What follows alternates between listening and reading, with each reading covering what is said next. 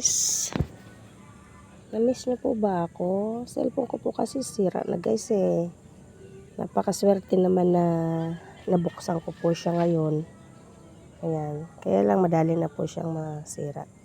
Ayan po yung saging namin guys dito sa aming bakuran.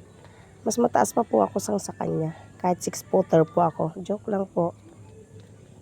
Kahit 4 feet lang po ako. Ayan po. Ayan po siya. Ang puno niya. Ayan po yung bunga niya. Hawak ko. Ito po yung iba po. Puso. Napakababa. Ayan. Ayan po yung puno niya. Ayan. Ayan po yung mga supling niya. Oh guys. Ayan ang mga supling niya. Ang cute-cute nga po niya eh. Ayun oh. Napakaganda. Kaya lang po, ilang piraso lang po piling. 1, 2, 3, 4. 4 na piling lang po. Kasi inaraw po siya, ay bigla pong umulan. Halos araw-araw po umuulan niya tuwing hapon. Ayan, ayan na po siya, namunga siya. Diba po? Pero totoo lang guys, ganito lang po talaga siya ka-exit. Hindi po siya talaga actually tumataas. Ganyan lang po talaga siya.